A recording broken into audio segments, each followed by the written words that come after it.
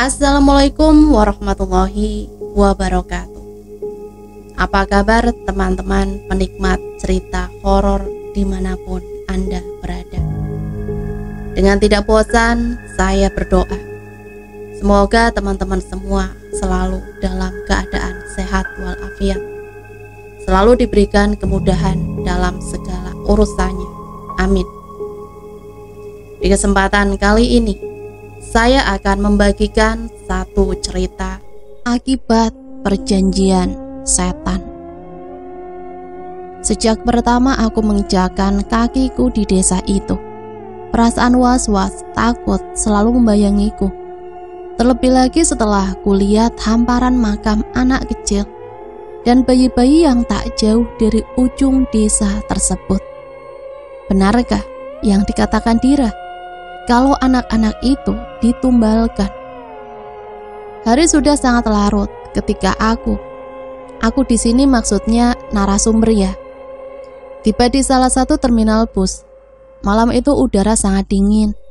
Suasana di sekitar terminal juga sudah sangat sepi. Aku duduk di bangku panjang di terminal itu. Helaan nafas berbaur dengan deru angin yang mulai berisik di sekitarku. Ku coba membuka tas untuk mengambil selembar sarung agar udara dingin malam itu tidak terlalu menyiksa aku. Mata ini rasanya sudah sangat mengantuk, tapi aku tak berani untuk tidur. Takut jika ada orang-orang jahat yang mengambil barang-barangku. Dari kejauhan aku melihat seseorang berjalan terpincang-pincang sambil menenteng sesuatu. Apa mungkin itu orang yang datang untuk bekerja di terminal? Atau hanya sekedar orang mabuk? Tiba-tiba aku teringat cerita temanku, Dira. "Yakin kamu?" tanya Dira pada Samudra yang tengah membereskan kameranya. "Iya, aku rasa kuburan yang ada di desamu itu bagus untuk didokumentasikan," jawab Sam. Dira menghela nafas panjang, wajahnya nampak tidak setuju dengan jawaban Sam. "Butuh waktu berhari-hari agar kau bisa sampai ke desa itu, Sam. Menurutku, kesana bukanlah hal yang benar. Di terminal TI, kau harus menunggu sampai pagi, baru bisa lanjut ke desa pertama. Syukur-syukur kalau kau tiba di sana subuh. Tapi kalau kau tiba di sana malam atau sore, kau terpaksa harus menunggu sampai pagi berikutnya untuk turun ke desa pertama," kata Dira. "Memangnya kenapa harus pagi? Bukannya sore juga masih terang?" jawab Sam. "Tidak akan ada orang yang mau mengantarkanmu, Sam. Jalan ke desa pertama itu sangat sulit dilewati. Apalagi di terminal itu.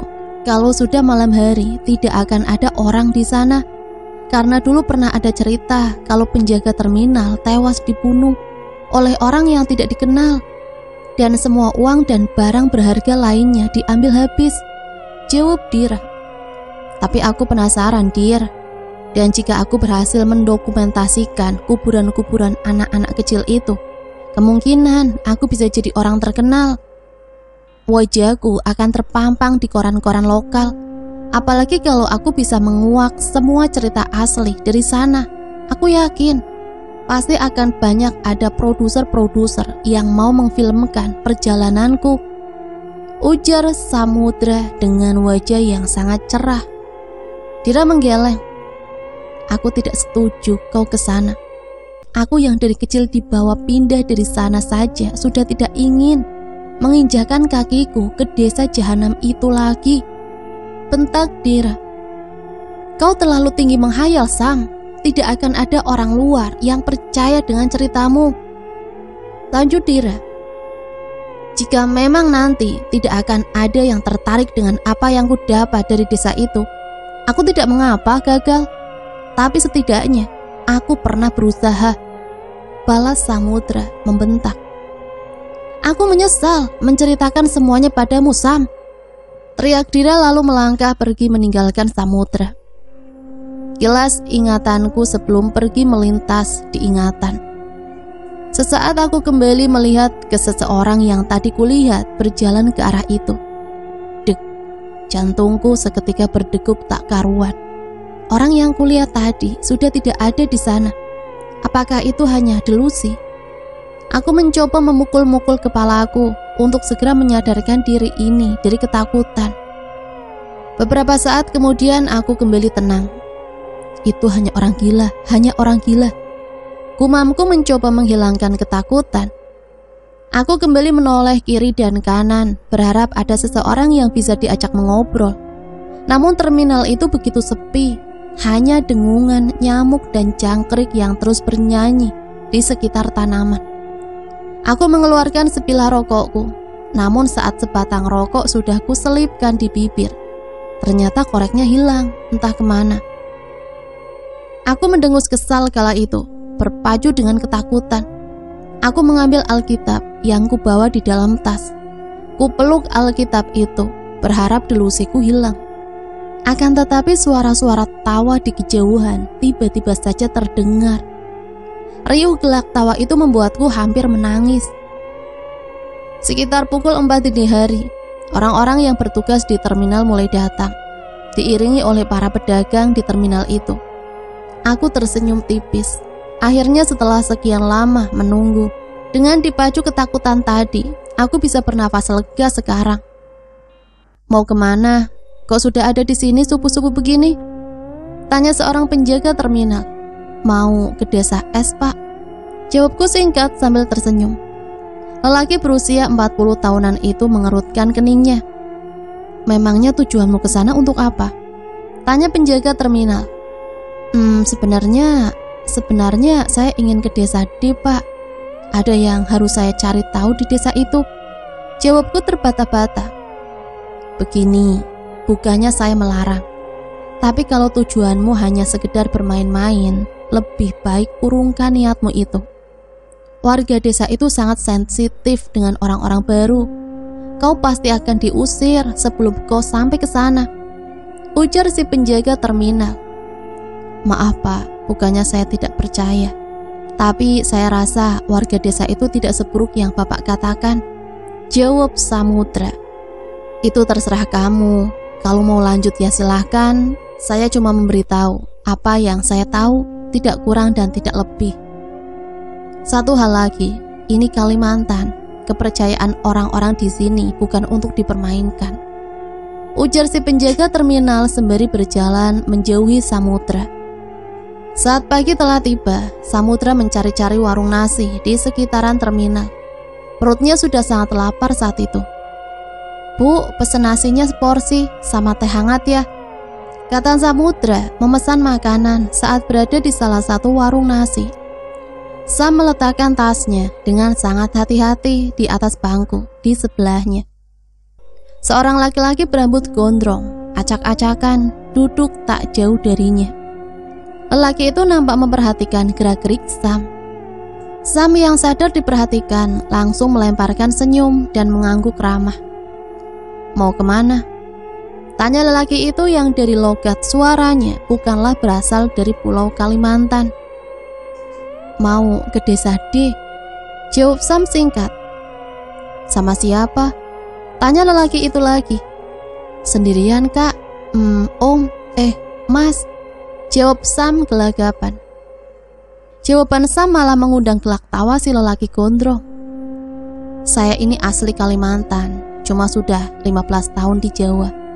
Oh ya, kenalkan, aku Ipul. Nama lengkapnya Muhammad Saiful Hadiwijaya, ujar si lelaki gondrong. Saya Samudra. Anak mana? Tanya Ipul. Peraukah, Mas? Jawab Sam. Wah, jauh sekali dari Kalimantan Timur ke sini. Memangnya mau cari apa di desa D? Ujar Ipul nampak terkejut saat mengetahui Sam dari mana. Mau menguak cerita misteri di sana, Kak? Mas. Kak Mas, risih aku. Panggil saja aku Ipul. Lagian aku belum pernah nikah sama kakakmu, ujar Ipul dengan nada bercanda. Ini makanannya, Mas, ujar si ibu pemilik warung memotong pembicaraan mereka berdua. Terima kasih. Coba jelaskan lebih detail. Memangnya cerita misteri apa yang mau kau kuak di sana? Hantu selendang, hantu janji, atau apa? Ujar Ipul kembali bertanya. Pesugihan, yang menumbalkan bayi-bayi baru lahir. Bisik Sam sambil mengunyah nasinya. Apa? Masa ada cerita seperti itu? Tanya Ipul hampir tersendak kopinya. Shh, ujar Sam seraya menutup mulutnya. Mungkin aku terlalu lama di rantau, jadi tidak tahu menau tentang cerita itu. Kapan kau berangkat? Apa aku boleh ikut? Kebetulan aku punya pick up, kata Ipul sambil tersenyum. Samudra mengerjap-ngerjapkan matanya. Bagaimana ya? Masalahnya, aku tidak enak kalau mengatakannya. Katakan saja, ada apa? Kau tahu, aku juga sangat penasaran dengan kebenaran ceritamu itu. Kita itu berbeda. Bicara apa kau ini? Sudah jelas kita berbeda. Berbeda dari segi usia, wajah dan bentuk tubuh. Jawab saja, jangan bertele-tele. Apa aku boleh ikut? Agamamu dan agamaku berbeda. Aku takut jika kau berteman denganku, aku akan merusak imanmu. Astaga, kau ini dasar bocah. Apa di sekolah kau tidak diajari toleransi? Perbedaan itu hal yang wajar. Berteman dengan siapapun tidak masalah, ujar Ipul seraya menepuk pundak Sam. Samudra mengurut-urut tenggorokannya karena tanpa sengaja ia menelan tulang ikan peda. Karena tepukan keras dari Ipul. Ini minum dulu, ujar Ipul sembari memberikan air putih pada Sam. Bagaimana? Apa aku boleh ikut? Iya, kalau kau mau, mengapa tidak? Jawab Sam sambil tersenyum. Rasa sakit di tenggorokannya masih terasa. Lalu Ipul mengambil nasi dari piring Sam dan menggumpal-gumpalkannya. Setelah nasinya berbentuk bulat, Ipul menyuruh Sam langsung meneguk nasinya tanpa dikunyah, agar tulang ikan yang menyangkut di tenggorokan Sam melekat pada nasi. Dan benar saja, rasa sakit akibat ketulangan tulang ikan peda tadi sudah hilang. Terima kasih ya, ucap Sam. Setelah makan dan membeli beberapa bungkus Indomie, mereka berdua pun pergi. Ini pick upku. Tunggu, kamu yakin tahu jalan menuju desa itu? Iya, sebenarnya itu bukan desa. Lagi pula dulu tempat itu tidak termasuk ke dalam daftar desa yang ada di kabupaten ini. Loh, kalau bukan desa, apa namanya? Di sana memang banyak orang yang tinggal, tapi tidak sebanyak desa sungguhan. Orang-orangnya pada pindah ke desa-desa yang lebih maju. Ya sudahlah, daripada aku rugi, lebih baik kita langsung saja ke sana. Perjalanan dimulai. Samudra akhirnya bisa tidur meski kadang-kadang kepalanya harus terbentur karena jalan yang rusak. Menjelang malam mereka berdua sampai di desa pertama. Kita tidur di dalam sini saja dan makan apa yang kita punya, tidak usah keluar, ujar Ipul. Kenapa? Katanya desa ini sebagian warganya punya minyak racun, makanya jangan membeli apapun di sini. Minyak racun di sini bukan berarti dimasukkan ke dalam makanan, tapi biasanya dioleskan ke mangkok, gelas, atau makanannya langsung. Sebelum itu minyak racunnya ditaruh di bagian telinga kiri. Dan kalau mau ambil minyaknya dari telinga itu, biasanya menggunakan jari manis kiri. Lalu dioleskan ke makanan atau mangkok, gelas siapa yang mau dituju. Mereka tidur dengan sangat nyenyak di dalam pick up. Azan subuh dari salah satu musola di desa itu membangunkan keduanya. Kau tunggu aku di sini, jangan kemana-mana, aku mau sholat dulu, pesan Ipul setelah mereka berdua baru saja selesai mandi.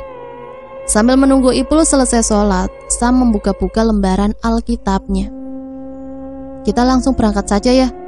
Suara Ipul langsung membuat kaget Sam.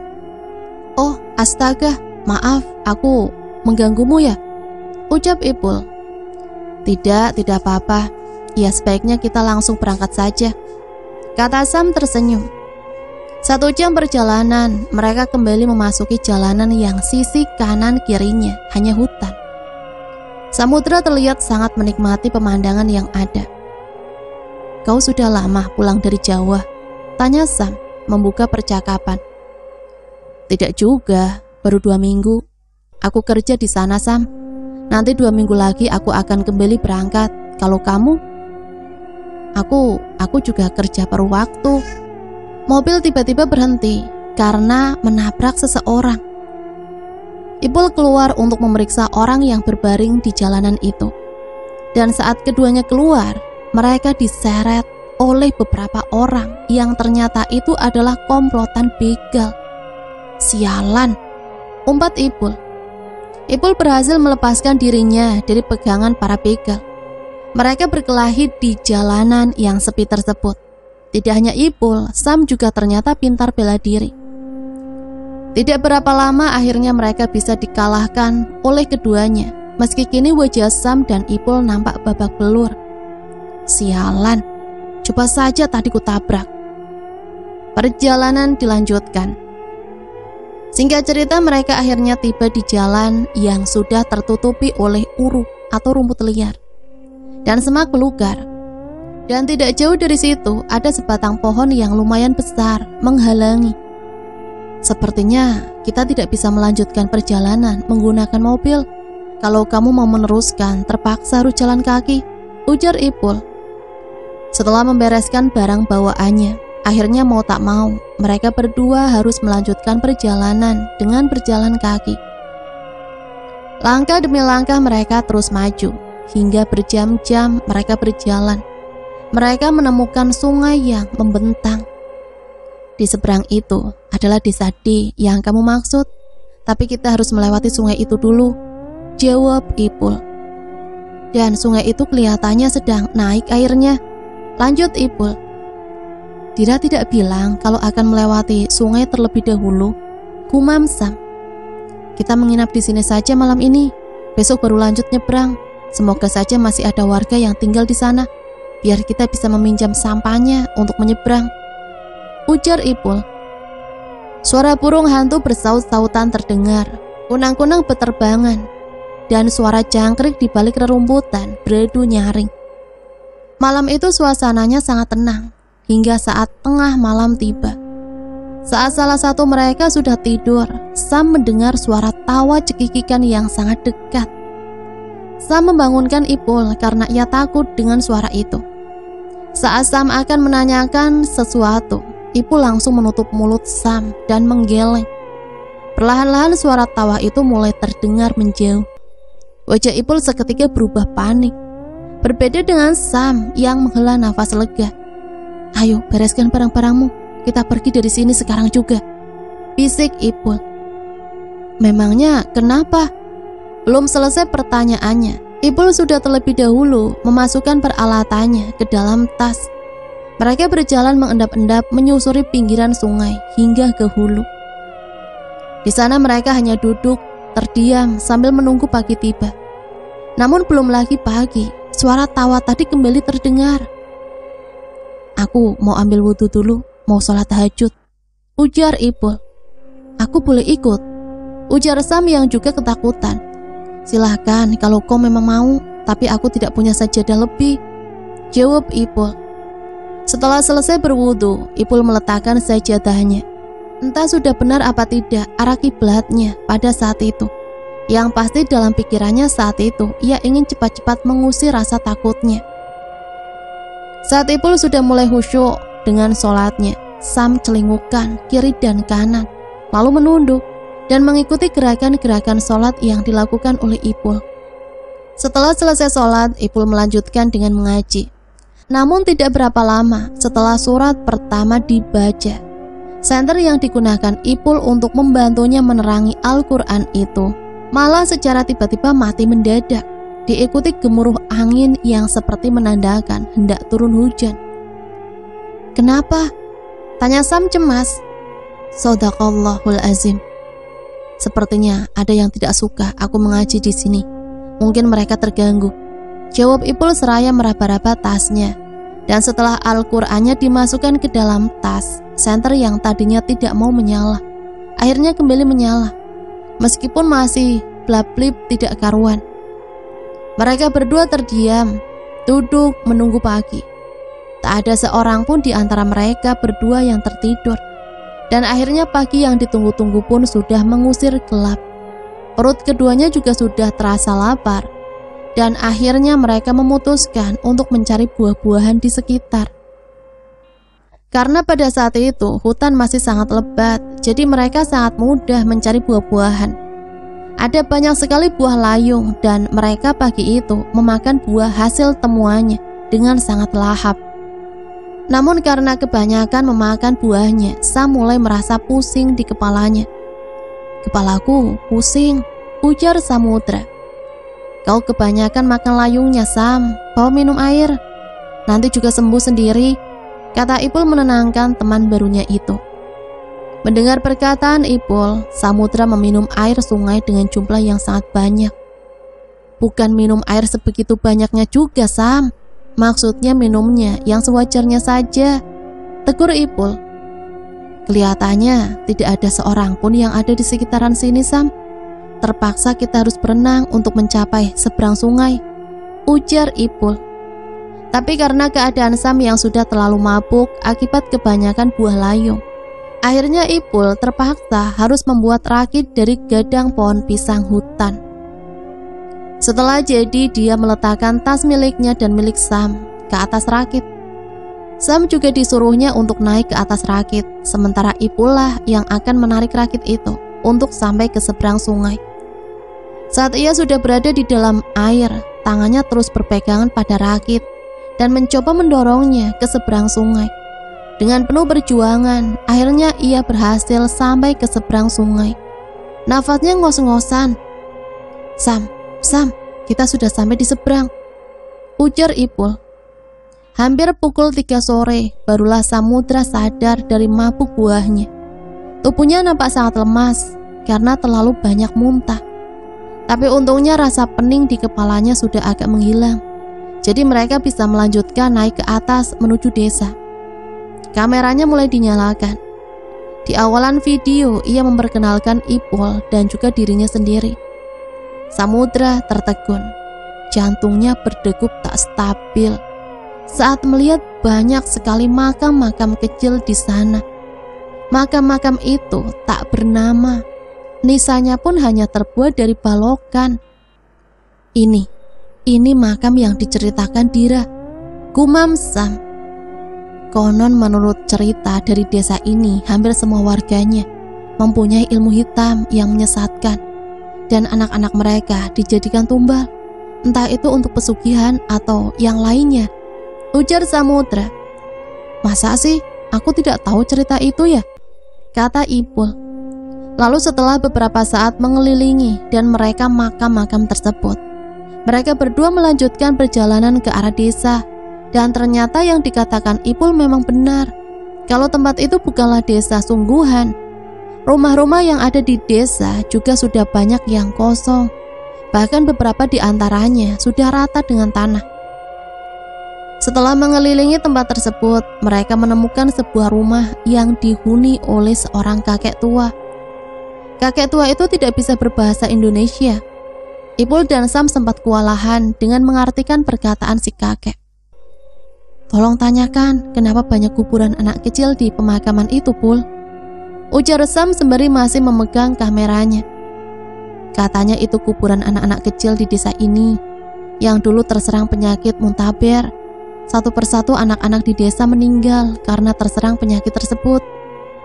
Beliau bilang kalau ada salah seorang warga di sini juga yang membawa penyakit itu dari desa besar, dan akhirnya menular ke semua warga, terutama anak-anak. Mereka yang tidak mengetahui obat-obatan luar hanya bisa menunggu dan menyaksikan anak-anak mereka terserang sakit. Lanjut Ipul. "Tanyakan juga apa itu ada hubungannya sama tumbal," tanya Sam lagi.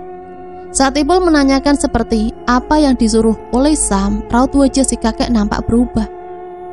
Katanya orang-orang memang meyakini seperti itu, karena orang-orang itu dulunya lupa melakukan ritual sesembahan untuk makhluk di air. Ujar Ipul menerjemahkan perkataan si kakek.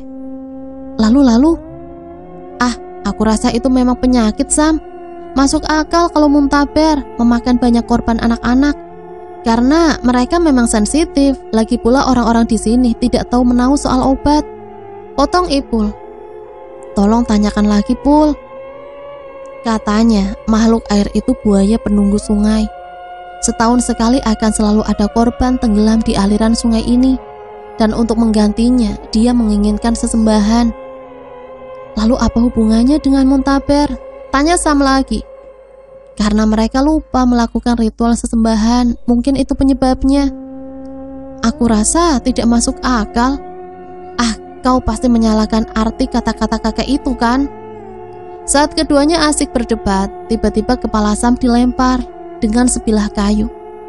Saat ia melihat di sekelilingnya, ternyata tak jauh dari mereka ada 2 orang bapak-bapak membawa senapan. Karena pikiran mereka berdua sudah kemana-mana, akhirnya mereka berlari menuju ke arah sungai.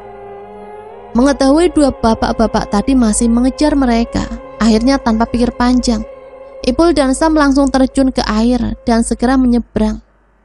Dengan susah payah dan meski sedikit terbawa ke hilir, mereka berdua berhasil sampai di tempat awal mereka menyeberang tadi. Kameraku basah semua, begitupun Alkitabku, keluh Sam. Sama pun hutangku di Jawa juga basah dan sobek-sobek. Senter juga basah dan tidak bisa digunakan, saut Ipul. Sam merasa menyesal sudah nekat datang ke tempat itu.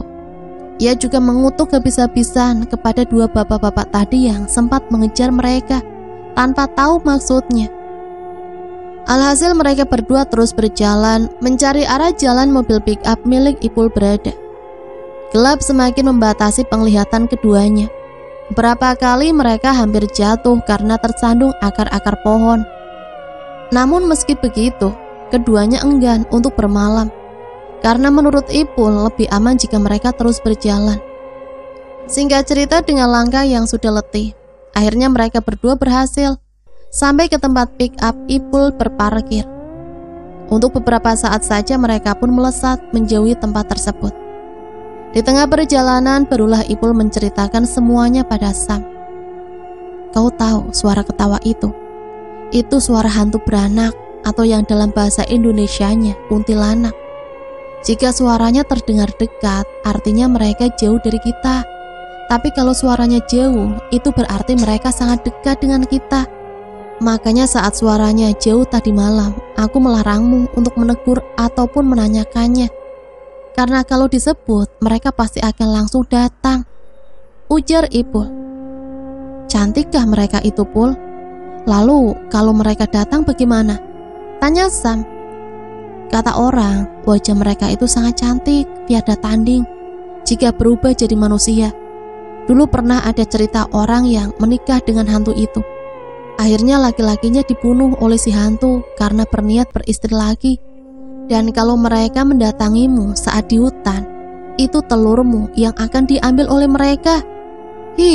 Membayangkannya saja aku sudah ngilu, Sam, ujar Ipul. Itu si laki-lakinya saja yang bodoh. Sudah punya istri cantik, hantu lagi, malah mau main-main sama perempuan lain. Mendengar perkataan Sam, Ipul langsung memukul kepalanya dengan botol bekas air minum. Ipul mengantarkan Samudra sampai masuk ke dalam bus. Hati-hati ya Sam, sampai jumpa. Jangan lupakan perjalanan kita lagi. Sama itu saat kau mabuk buah layung, ujar Ipul sambil tertawa. Samudra pun ikut tertawa. Lalu saat penumpang mulai bernaikan, ia menyerahkan alamat rumahnya yang ia tulis di kertas rokok pada Ipul. Ini alamatku, simpan ya. Nanti kalau ada waktu main-main ke Kalimantan Timur. Iya pasti, doakan saja. Semoga tahun depan aku jadi orang kaya, biar bisa keliling dunia mengajakmu. Canda Ipul seraya menjabat tangan Samudra lalu berjalan keluar bus. Saat bus sudah akan jalan, Samudra membuka kacanya dan memanggil Ipul. Bus semakin menjauh. Ia melihat Ipul yang masih berdiri dan melambaikan tangannya hingga bus itu keluar terminal. Sam menyapu air matanya. Ia sangat terharu. Setengah jam di perjalanan, Sam merasa agak bosan. Ia mulai membuka makanan-makanan yang dibelinya tadi dan juga membaca koran yang ada di kantong belakang kursi bus. Di halaman pertama ada berita lokal yang memberitahukan tentang maling yang ketangkap dan lain-lain. Sampai pada halaman berikutnya Sam terperanjat saat melihat sebuah berita penemuan mayat tenggelam dengan ciri-ciri yang sama persis dengan Ipul. Jantungnya mulai berdetak tak karuan, bingung, takut, dan merasa tidak percaya bercampur aduk jadi satu. Apakah benar itu Ipul? Seorang teman baru yang dengan sukarela menemaninya mencari desa aneh itu. Itulah satu cerita yang bisa saya bagikan. Semoga teman-teman semua bisa terhibur ya. Sampai di sini saya pamit undur diri. Mohon maaf apabila banyak salah kata. Sampai berjumpa kembali di video selanjutnya. Matur suwun. Wassalamualaikum warahmatullahi wabarakatuh.